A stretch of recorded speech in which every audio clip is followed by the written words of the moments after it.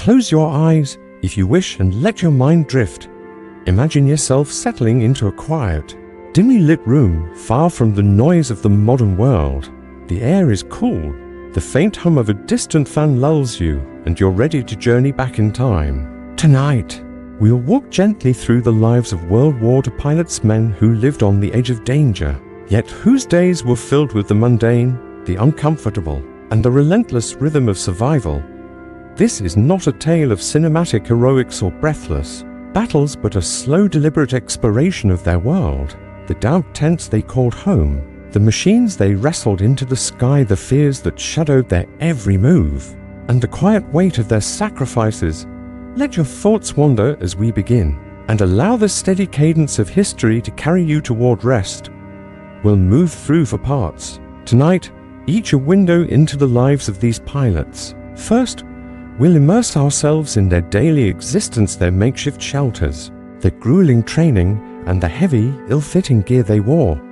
Then, we'll explore the machines they flew, temperamental and unforgiving, and the challenges of keeping them aloft. From there, we'll touch on the chaos of aerial combat and the fears that haunted them, described with care to keep your mind at ease. Finally, we'll reflect on the unseen scars they carried, the toll of their duties, and the lives they tried to reclaim when the war was done. Each step will be slow, each detail deliberate, inviting you to linger in the rhythm of their world or drift gently into sleep. So, settle in, picture yourself standing on the edge of a muddy airfield, the faint scent of oil and earth in the air, as we begin with the daily lives of these pilots, a world of routine, discomfort, and quiet resilience. Imagine yourself standing on the edge of a muddy airfield, somewhere in the vast, windswept landscapes of England, or perhaps a remote island in the Pacific.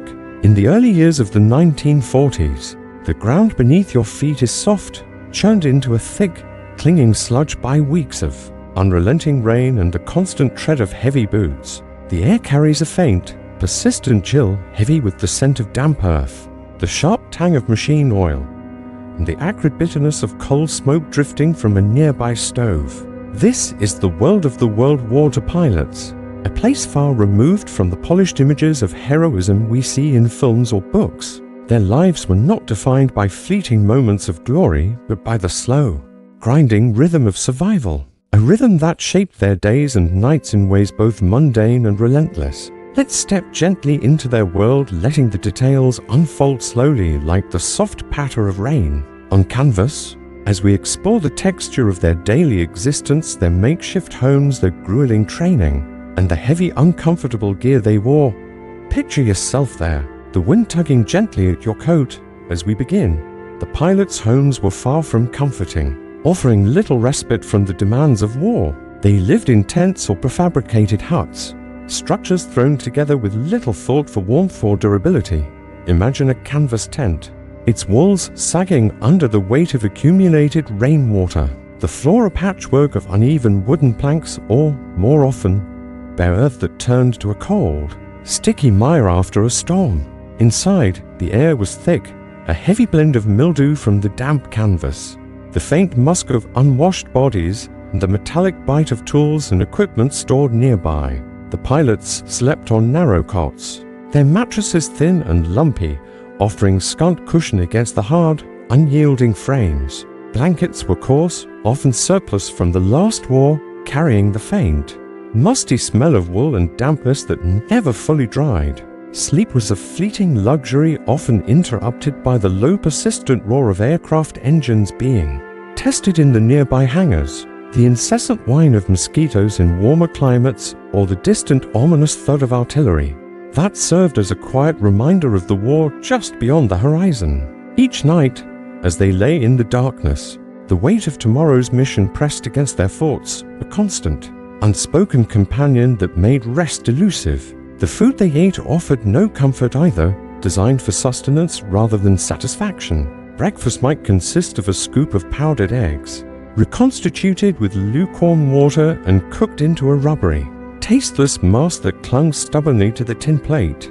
Lunch and dinner often relied on good spam, corned beef, or sardines, their metallic aftertaste a lingering reminder of their distance from fresh, home-cooked meals. Bread, when available, was dense and often stale, sometimes speckled with faint patches of mold that the men scraped off without complaint, knowing there was little else to eat.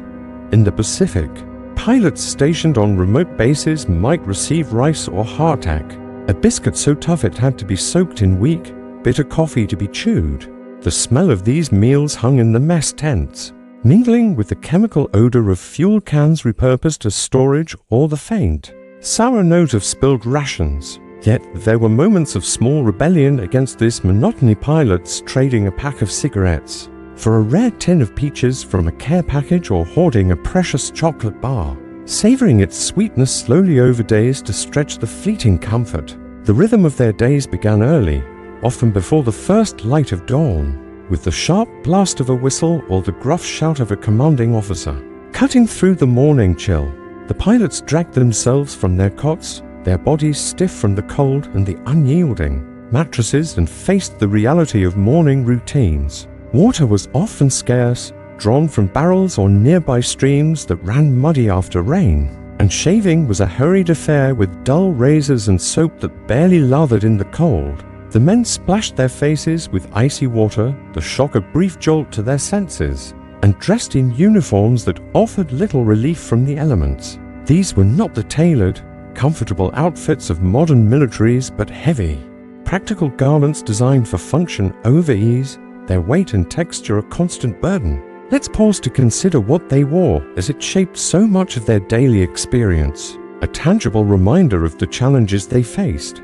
The uniforms were a study in discomfort, crafted from coarse, unyielding materials that irritated the skin.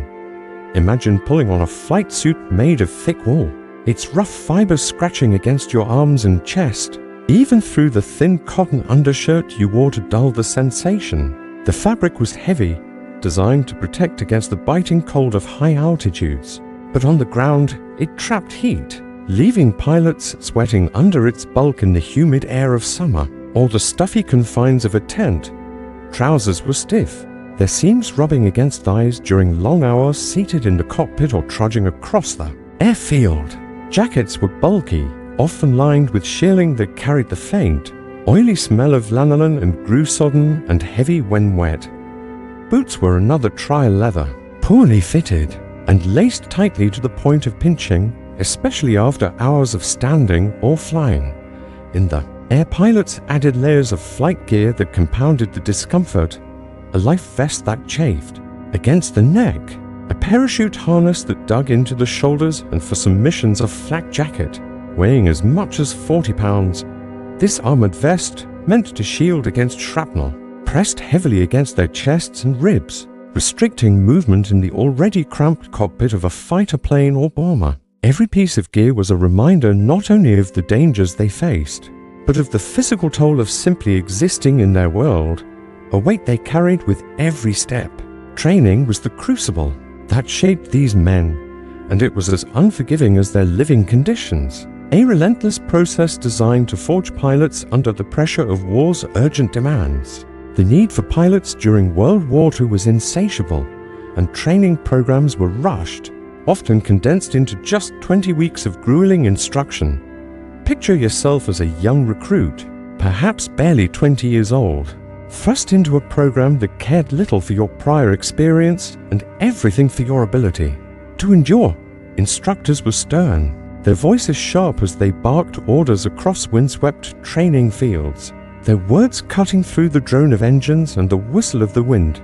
The days were long, stretching from before dawn to well after dusk, filled with physical drills, classroom lectures on navigation and meteorology, and flight practice that left recruits physically and mentally drained. They learned the mechanics of their aircraft, the principles of flight, and the harsh realities of survival: how to recover from a stall, how to bail out of a crippled plane, how to land on a rough airstrip with damaged gear. Failure was a constant shadow, not an option but a possibility that loomed over every exercise. Recruits were pushed to their limits, their muscles aching from hours in simulators or practice flights, their minds frayed by the relentless pace and the fear of washing out. The training fields themselves were as harsh as the bases where pilots would later serve. Imagine a muddy airstrip, its grass worn away by countless takeoffs and landings, the air thick with the roar of engines and the shouts of instructors. Recruits ran obstacle courses, their boots sinking into the mud, climbed ropes that burned their palms, and practiced parachute drops that left them bruised and breathless. In the air, they flew trainer aircraft, small, temperamental planes that rattled with every gust of wind, their controls stiff and unforgiving. Mistakes were met with sharp reprimands, and the pressure to succeed was unrelenting. The instructors didn't choose men for their natural talent or finesse. They chose those who could withstand the grind, those who could learn to survive the chaos of combat. The war needed pilots, and it needed them quickly, so the training was less about perfection and more about endurance, about forging men who could face the skies and return. Many didn't make it through, either sent back to ground roles or, in some cases, lost in training accidents that served as sobering reminders of the dangers that lay ahead. The rhythm of their lives was relentless, but it was not without moments of quiet humanity, small pockets of connection that broke through the monotony. In the evenings, when the day's tasks were done, pilots gathered in their tents or mess halls, their voices low as they shared stories or played cards by the flickering light of a kerosene lantern. The air was thick with cigarette smoke, its acrid scent blending with the ever-present odors of oil, canvas and damp wool. They wrote letters home, their pens scratching against rough paper, pouring out thoughts of family, of home, of a future that felt increasingly distant with each passing day. These letters were a lifeline, a way to anchor themselves to a world beyond the war, a world of warmth and familiarity that seemed to slip further away with each mission. Yet, even in these quiet moments, the war was never far off. The drone of a distant plane returning from a test flight, the clatter of tools in a nearby hangar, or the sudden, jarring wail of an air raid siren could shatter the comm, pulling them back to the reality of their lives. The airfield was a world of contrasts, moments of camaraderie, and reflection set against the constant hum of preparation and the shadow of danger. Imagine yourself there, standing on the edge of the runway, the wind carrying the faint scent of fuel and earth as the pilots moved through their routines. Their days were not glamorous, not heroic in the way we might imagine, but defined by a quiet, stubborn resilience, a determination to carry on despite the discomfort, the exhaustion, and the uncertainty. They lived in a world of damp tents, coarse uniforms, and endless training, bound together by the shared weight of what was to come. As we linger here, let's carry forward the rhythm of their days, their small rituals, their discomforts, their unspoken strength. The airfield fades slightly, the hum of engines softening, as we prepare to step into the machines they flew, the temperamental beasts that carried them into the sky. Picture the silhouette of a fighter plane against the horizon, its metal skin glinting faintly in the dawn, as we ready ourselves to explore the challenges of keeping those machines aloft, a task as demanding as the lives they led on the ground. Picture yourself standing beside a weathered fighter plane, its metal skin scarred by the elements, parked on the edge of a muddy airfield in the early 1940s. The air is thick with the sharp scent of aviation fuel, a faint chemical bite that clings to your clothes, mingling with the damp earth and the distant aroma of burning coal from the camp's stoves. The plane before you is no sleek, modern machine, but a product of wartime haste, its frame patched and repatched, its engines coughing with the effort of countless flights. This is the world of the World War II pilot, where the aircraft they flew were as much a challenge as the enemy they faced. These machines were not the reliable, polished vehicles of today's air forces, but temperamental beasts, demanding constant vigilance and skill to keep them aloft.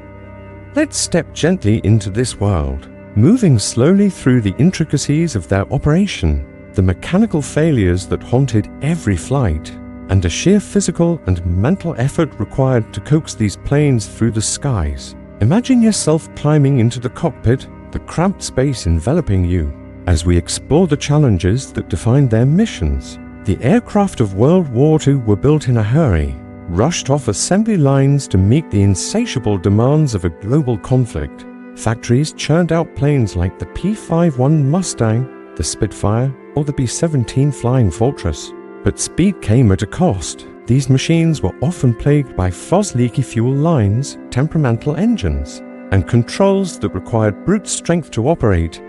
Imagine the pilot's hands, calloused and stained with grease, gripping the control stick of a plane that vibrated with every turn, its frame rattling as if protesting the strain. The metal skin of the aircraft was thin, patched with rivets that sometimes popped loose under the stress of high-speed maneuvers. Oil leaks were a constant companion, leaving dark streaks across the wings or dripping into the cockpit, where the smell of hot oil mixed with the stale odor of sweat-soaked uniforms and the faint, metallic tang of aging equipment. The cockpit itself was a claustrophobic world, barely large enough for a single man, its walls lined with a dizzying array of dials, switches, and levers. There were no digital displays, no automated systems to ease the burden, only analog gauges that flickered uncertainly, their needles trembling with every gust of wind or jolt of the engine. Pilots learned to trust these instruments, but they also learned to distrust them. Knowing a faulty gauge could spell disaster,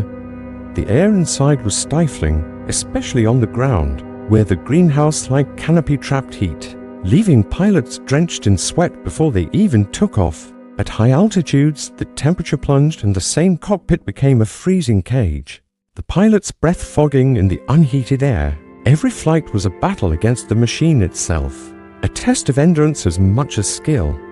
The engines were the heart of these planes, but they were far from reliable. Picture the low, guttural roar of a radial engine, its cylinders firing unevenly as it struggled to life on a cold morning. Pilots listened intently to that sound, their ears tuned to every irregularity, a slight cough, a stutter, a whine that wasn't there yesterday. A single misfire could mean an engine failure mid-flight, leaving the plane gliding helplessly or worse, plummeting toward the earth. Maintenance crews worked tirelessly, their hands blackened with oil as they tightened bolts and patched fuel lines. But there was never enough time or resources, spare parts were scarce, and many planes flew with components held together by makeshift repairs, a piece of wire here, a strip of tape there. Pilots knew this, and the knowledge weighed on them as they climbed into the cockpit, their fingers brushing over the throttle, wondering if this would be the flight where the engine gave out. The constant need to monitor the aircraft added another layer of strain. Imagine sitting in that cramped cockpit, your eyes darting between the oil pressure gauge, the engine temperature, and the fuel levels, each needle a potential harbinger of trouble. A slight drop in pressure, a spike in temperature, or an unexpected vibration could mean catastrophe. Pilots developed a sixth sense for their machines, learning to feel the subtle shifts in the plane's behavior, the way it shuddered through a turn, the faint tremor in the stick, the change in the engine's pitch. They flew by instinct as much as training, their hands and feet moving almost automatically to correct for a stall or adjust for a crosswind. But instinct could only do so much. A sudden loss of power, a jammed control surface, or a fuel line that chose the worst moment to clog could turn a routine flight into a desperate struggle. The lack of modern technology meant pilots relied on their own senses and skill. With no autopilot or computer to guide them, navigation was another challenge, a task that required both precision and intuition. Imagine peering through the cockpit canopy, the world below, a patchwork of fields, forests, or endless ocean with only a paper map and a compass to guide you. Picture yourself standing beside a weathered fighter plane, its metal skin scarred by the elements, parked on the edge of a muddy airfield in the early 1940s. The air is thick with the sharp scent of aviation fuel, a faint chemical bite that clings to your clothes, mingling with the damp earth and the distant aroma of burning coal from the camp stoves. The plane before you is no sleek, modern machine, but a product of wartime haste, its frame patched and repatched, its engines coughing with the effort of countless flights. This is the world of the World War II pilot, where the aircraft they flew were as much a challenge as the enemy they faced. These machines were not the reliable, polished vehicles of today's air forces, but temperamental beasts, demanding constant vigilance and skill to keep them aloft. Let's step gently into this world, moving slowly through the intricacies of their operation, the mechanical failures that haunted every flight, and a sheer physical and mental effort required to coax these planes through the skies. Imagine yourself climbing into the cockpit, the cramped space enveloping you, as we explore the challenges that define their missions. The aircraft of World War II were built in a hurry, rushed off assembly lines to meet the insatiable demands of a global conflict. Factories churned out planes like the P-51 Mustang, the Spitfire, or the B-17 Flying Fortress. But speed came at a cost. These machines were often plagued by leaky fuel lines, temperamental engines, and controls that required brute strength to operate. Imagine the pilot's hands, calloused and stained with grease, gripping the control stick of a plane that vibrated with every turn, its frame rattling as if protesting the strain. The metal skin of the aircraft was thin, patched with rivets that sometimes popped loose under the stress of high-speed maneuvers. Oil leaks were a constant companion, leaving dark streaks across the wings or dripping into the cockpit, where the smell of hot oil mixed with the stale odor of sweat-soaked uniforms and the faint metallic tang of aging equipment. The cockpit itself was a claustrophobic world, barely large enough for a single man, its walls lined with a dizzying array of dials, switches, and levers. There were no digital displays, no automated systems to ease the burden, only analog gauges that flickered uncertainly, their needles trembling with every gust of wind or jolt of the engine.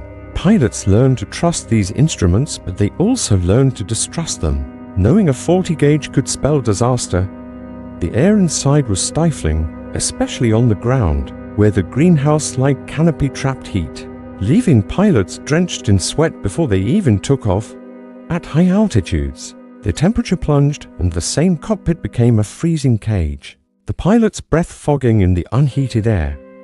Every flight was a battle against the machine, itself a test of endurance as much as skill.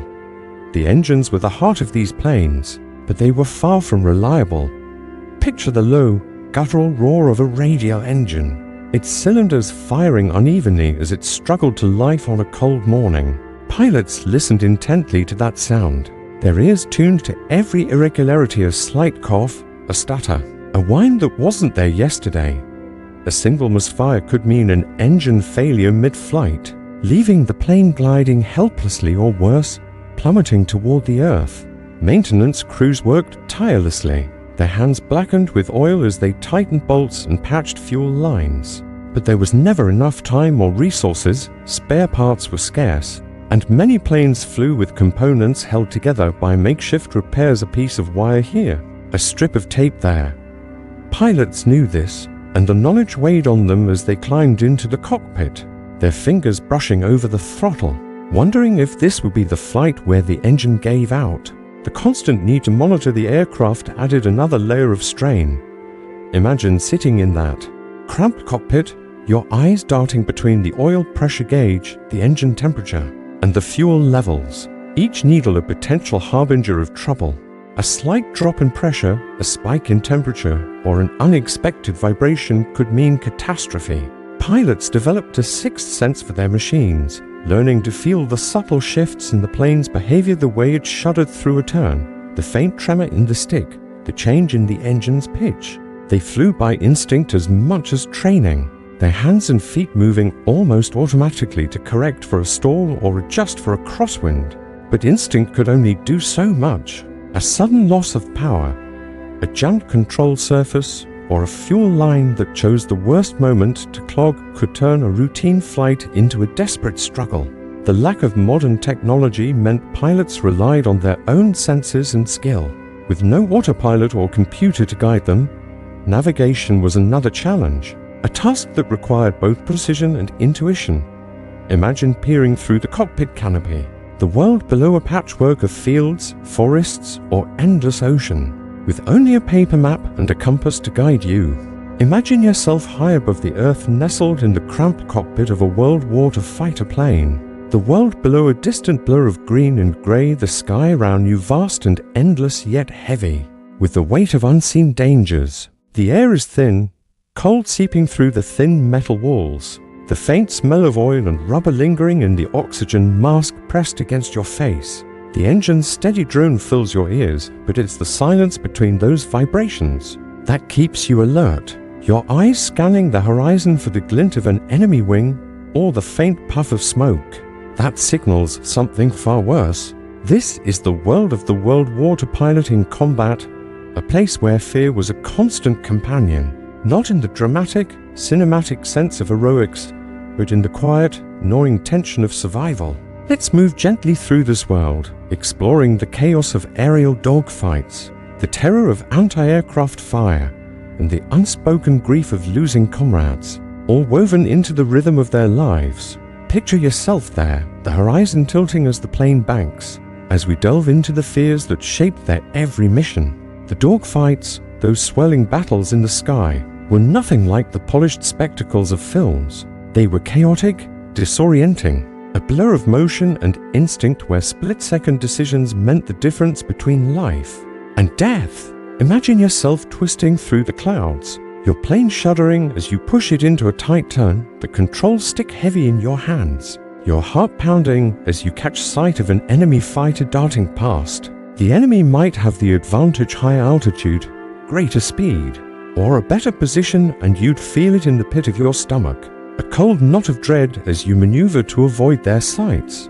Bullets would streak past, their tracer rounds glowing faintly against the sky, each one a reminder of how close you were to disaster. The plane vibrated violently, its frame groaning under the strain of high-speed turns, and you'd fight to keep it steady, your muscles aching from the effort, your eyes stinging from sweat and the glare of the sun. The radio crackled with static, voices overlapping in a frantic cacophony, orders, warnings, or sometimes just a shout of alarm from a comrade.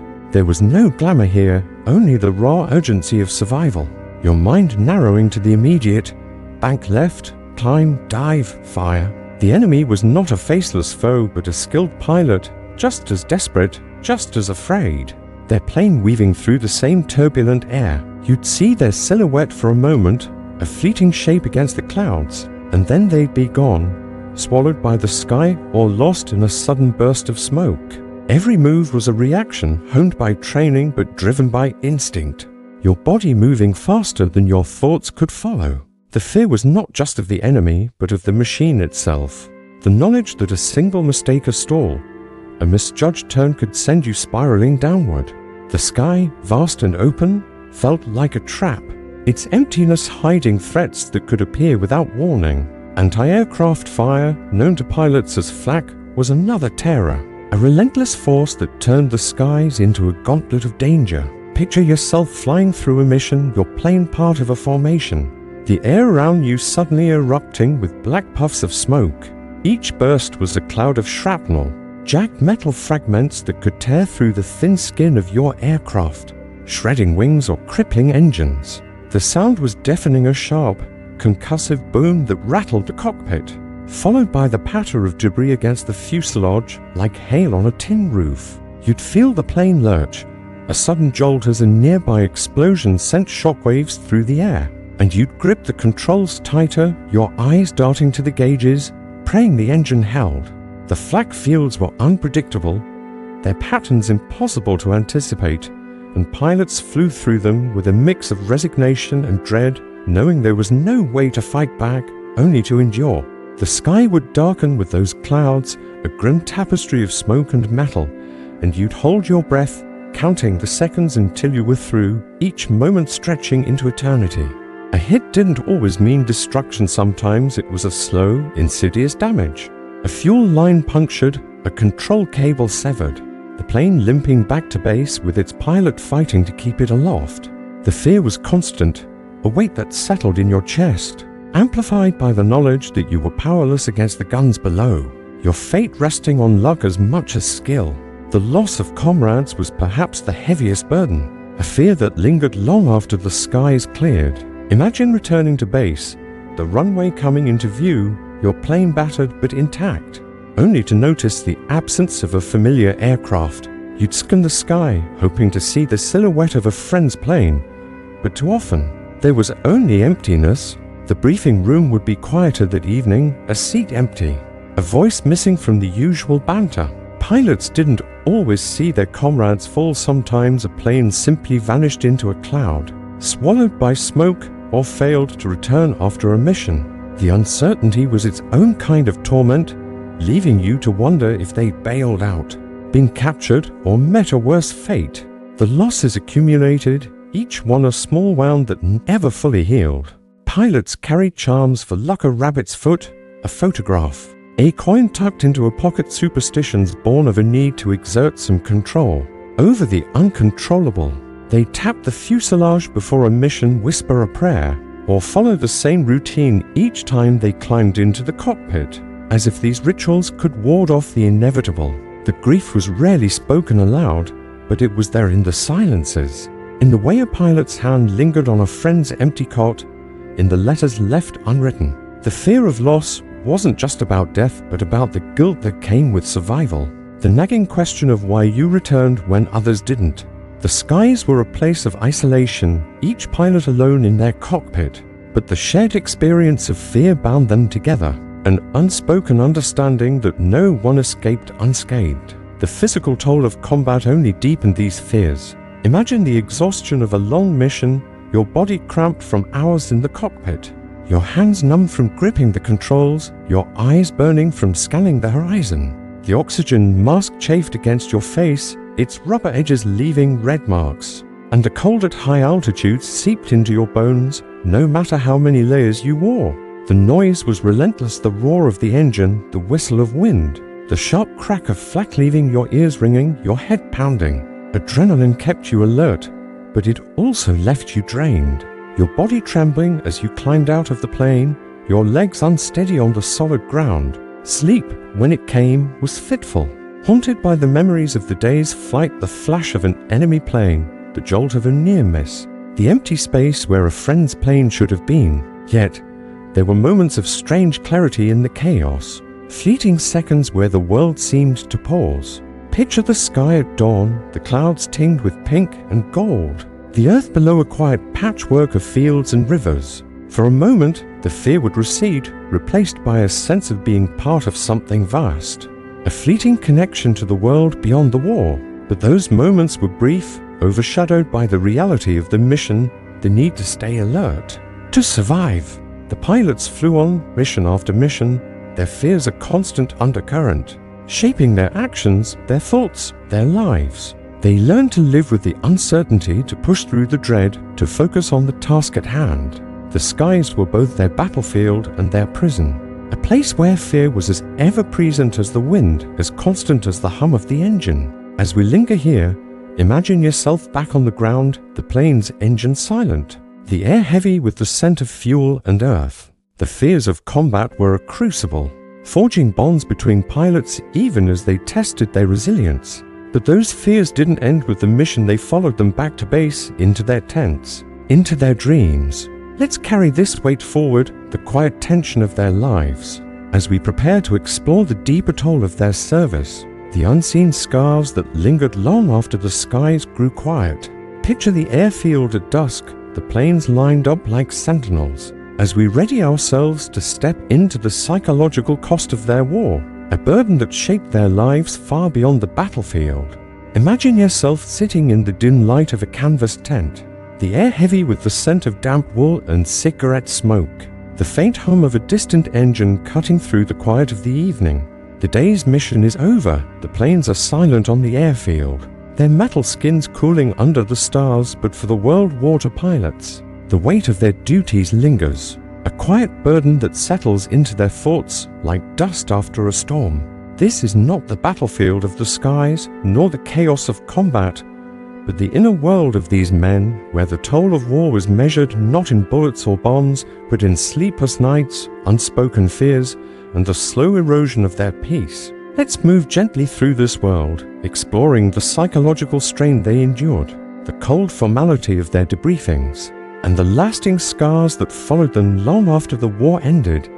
Picture yourself there, the soft scratch of a pen on paper as a pilot writes a letter home. As we delve into the unseen costs of their service, the psychological pressure on these pilots was relentless, a constant undercurrent that shaped their days and nights. Each mission carried the weight of survival, not just for themselves, but for their comrades, their plane, their mission's success. Imagine lying on a narrow cot, the canvas above you sagging with the weight of rain. your mind unable to quiet. The drone of engines from the day's flight echoes in your thoughts, a sound that never fully fades, mingling with the memories of a near miss, a friend's plane vanishing into a cloud, or the jolt of flax shaking the airframe. Sleep was elusive, fractured by nightmares or the sudden jolt of waking to imagined alarms. The pilots lived in a state of heightened alertness, their nerves worn thin by the constant anticipation of danger. Every briefing, every takeoff, every mission added to the strain, like water wearing down stone. The fear wasn't just of death, but of failure, missing a target, misjudging a maneuver, or letting down the men who depended on you. This pressure built slowly, day after day, until it became a part of them, a weight they carried as surely as their heavy flight gear. The letters from home, those fragile threads connecting them to a world beyond the war, were both a comfort and a source of pain. Picture opening a letter, the paper worn thin from travel, the words of a mother or wife, or a sweetheart written in careful, looping script. The letters spoke of ordinary things, family dinners, a new garden, the chatter of neighbors, but to the pilot, these glimpses of normalcy felt distant, almost unreal. They'd read the words, trace the lines with their fingers, and feel a pang of longing for a life that seemed to belong to someone else. Writing back was harder, the pen heavy in their hand as they searched for words to bridge the gap between their world of mud and metal and the warmth of home. Some pilots wrote of mundane details, the weather, a joke shared in the mess hall, avoiding the truth of their fears, their losses. Others poured out their thoughts, only to tear the letter up, afraid of burdening those they loved. The letters were a lifeline, but they also reminded the pilots of what they might never return to, a future that felt uncertain with every mission. The debriefings after each mission were another ordeal, a cold, formal process that left little room for the human cost of their work. Imagine stepping out of your plane, your body aching from hours in the cockpit, your mind still reeling from the chaos of the skies. You'd walk to the briefing room, a cramped space smelling of cigarette smoke and stale coffee, where officers waited with clipboards and stern expressions. The debriefing was a ritual of precision. Each pilot expected to recount their mission in detail, the route, the weather, the enemy encountered, the bombs dropped or targets hit. The questions were relentless, probing for every detail, every deviation from the plan. Had you seen the enemy's position? Had you noticed the flax pattern? Had you accounted for every plane in the formation? The officers' voices were calm, detached, but their scrutiny was unyielding, and the pilots, exhausted and shaken, had to summon the clarity to answer. There was no time to process the fear, the loss, or the adrenaline still coursing through them. A missing plane was noted with a curt question: did you see it go down? And the conversation moved on, the absence recorded like a number in a ledger. The pilots sat through these sessions, their hands clasped tightly to keep them steady, their voices low as they recounted the facts, knowing the next mission was already looming. The lack of space for grief or reflection was its own kind of burden, a reminder that their role was to keep going, to climb back into the cockpit, to face the skies again. The camaraderie among the pilots offered some relief, a fragile shield against the strain. In the evenings, they'd gather in the mess hall or a tent, the air thick with the smell of tobacco and the faint tang of spilled beer. They'd share stories, not of heroics but of small things, a botched landing that ended in laughter, a prank played on a new recruit, a memory from home that brought a fleeting smile. These moments were fleeting, but they were vital, a way to reclaim a piece of themselves from the war. They'd play cards, the deck worn and greasy from use, or listen to a crackling radio playing songs that reminded them of dances and summer nights far away. But even in these moments, the weight of their experiences lingered. A joke might trail off, a love cut short by the memory of an empty cot, a name no longer spoken. The pilots leaned on each other, their bond forged in shared hardship, but they rarely spoke of the fear or the losses, as if giving voice to them would make them to reel. The superstitions they clung to were another way of coping, small rituals to impose order on the chaos. Imagine a pilot tucking a photograph into his flight jacket, patting the plane's fuselage before climbing in, or whispering the same phrase before every takeoff. These habits were born of necessity, a way to feel some control in a world where so much was uncertain. A rabbit's foot, a coin, a letter folded just so each became a talisman, a quiet hope that luck would see them through. The pilots knew these rituals wouldn't stop a bullet or a burst of flak, but they offered a moment of comfort, a way to steady their hands as they faced the unknown. The psychological toll didn't end with the missions or even with the war itself. When the fighting stopped and the pilots returned home, they carried the weight of their experiences with them, invisible scars that shaped their lives in ways they couldn't have foreseen. Imagine stepping off a train in a small town, the air warm with the scent of summer grass, the streets familiar yet strange. The world had moved on, but for the pilots, the war was still there.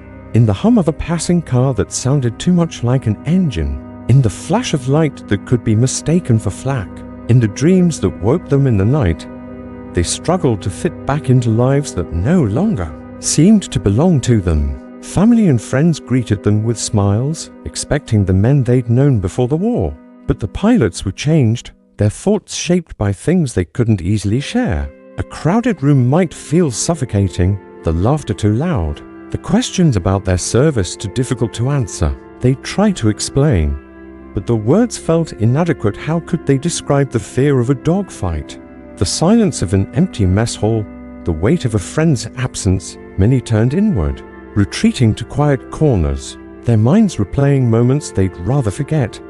The memories were persistent, triggered by small things: a low-flying plane, the smell of oil, the sound of a radio crackling. Some found solace in routine, throwing themselves into work or family, but others struggled, their nights haunted by the war they'd left behind. The world celebrated their return as heroes, but the pilots often felt disconnected from that label.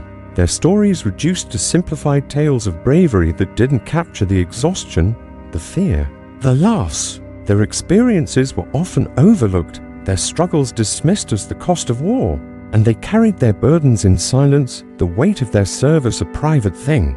Etched into their thoughts, like the scars on their planes, the broader impact of their service extended beyond the individual, touching the families and communities they returned to. Imagine a pilot sitting at a kitchen table, his wife across from him, her eyes searching for the man she'd known before.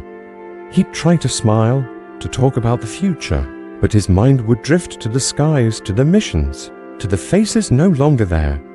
Children might sense the change, tiptoeing around their father's silences, unsure how to bridge the gap. Communities, eager to move past the war, often didn't know how to help, their celebrations of victory overshadowing the quiet struggles of those who'd lived through it. The pilots' stories, complex and heavy, were often left untold, their experiences fading into the background of a world eager to rebuild. Yet, in their quiet moments, they'd remember the camaraderie, the fear, the fleeting beauty of a sunrise seen from 20,000 feet. These memories were both a burden and a treasure, a reminder of what they'd endured and what they'd lost. As we linger here, imagine the airfield fading into the dusk, the tense quiet, the planes still under the weight of the stars. The pilots' lives were shaped by the war, by the missions, by the toll it took on their minds and hearts. Their story doesn't end with their return, but it carries forward, a quiet thread in the fabric of history. Let's carry this reflection with us, the weight of their unseen scars, as we prepare to draw this journey to a close. Picture the airfield one last time, the soft glow of lanterns in the tents, the distant hum of a world at rest as we ready ourselves to reflect on their lives, their sacrifices, and a gentle contrast with the peace you find now in this moment of calm. Imagine yourself standing at the edge of a quiet airfield, the sun dipping below the horizon, casting a soft, golden glow over the rows of silent planes, their metal skins worn and weathered from countless missions.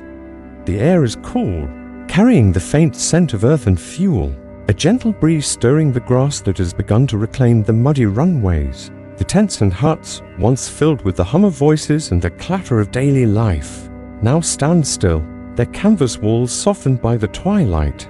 This is the world of the World War to pilots, as it fades into memory, a world of relentless routine, temperamental machines, unspoken fears. and unseen scars, we've walked through their lives slowly, from the damp discomfort of their tents to the trembling cockpits of their planes, from the chaos of combat to the quiet weight of their memories. Now, as we draw this journey to a close, let's reflect on their story, the rhythm of their lives, and a gentle contrast with the peace you find here, in this moment of calm. The pilots' lives were shaped by a war that demanded everything: their strength, their courage, their resilience.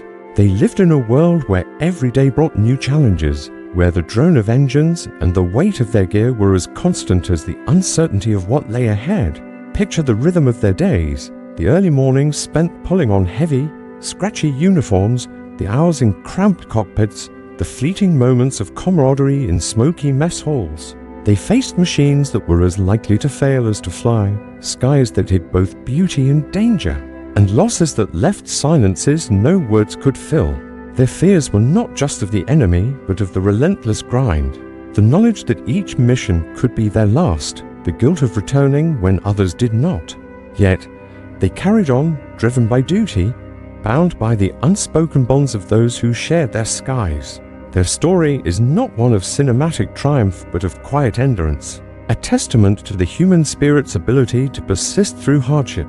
As we linger here, consider the contrast with your own moment, the softness of your surroundings, the absence of that constant hum of engines or the weight of a flak jacket pressing against your shoulders. The pilot's world was one of mud and metal, of cold nights and fleeting letters, but yours is one of warmth, of stillness, of a quiet that invites rest. Their sacrifices, though often unspoken, helped shape the world you inhabit now. A world where the roar of war is a distant echo, where the skies are no longer a battlefield but a place of possibility. The letters they wrote, the charms they carried, the rituals they clung to, these were their ways of holding onto hope, of finding light in the darkness of their days. Their stories, though faded from the pages of history books, live on in the quiet corners of memory, in the rusting hulks of old planes, in the worn pages of letters tucked away in attics.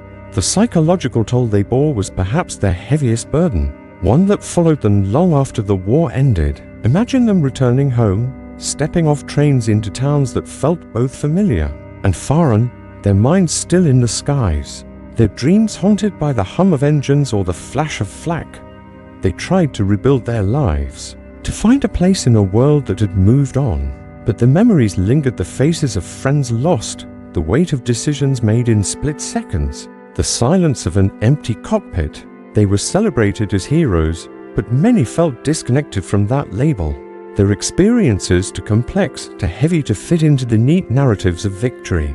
They carried their scars quietly, their stories untold, their struggles unseen by a world eager to forget the war. Yet, in their silence, there was strength, a resilience that allowed them to move forward, to build families, to find moments of peace in the ordinary. Their lives remind us of the cost of war, not just in lives lost, but in the pieces of themselves they left behind in the skies, on the airfields, in the moments they could never fully share. The contrast between their world and ours is stark, a reminder of the distance we've traveled, the peace we've gained. Picture yourself now in this quiet moment, far from the muddy airfields and the roar of engines. The pilots' lives were defined by the rhythm of survival, but yours is one of rest, of ease, of the gentle luxury of closing your eyes without fear. Their story is a bridge to the past, a way to understand the weight of their sacrifices, the texture of their days. As you listen, let your mind drift, carried by the soft cadence of their story, the steady hum of history that invites you to rest. Their world was one of constant motion, but here in this moment, you can be still, wrapped in the calm they fought for, the peace they helped secure. Their legacy is not in the battles won, but in the lives they touched, the futures they made possible, the quiet moments like this one, where their story can be told and remembered. If their world intrigues you, if the rhythm of their lives offers a gentle escape into the past, consider joining us for more journeys like this one. By subscribing to Boring History for Sleep, you can drift into other corners of history, each story crafted to soothe, to inform, to carry you toward rest. Your support lets us continue weaving these tales, bringing the past to life in a way that invites calm, not chaos. For now, Let's linger on the airfield one last time, the planes silent, the stars bright above. The pilots' lives were a testament to endurance, to the quiet strength that carried them through. Their story fades now like the last light of dusk, leaving you in the gentle embrace of the present, where the only sound is the soft rhythm of your own breath guiding you towards sleep. As we close this chapter, let the weight of their sacrifices settle softly, a reminder of the peace you hold as we prepare to leave the airfield behind, to let the past rest, and to carry you into the quiet of the night.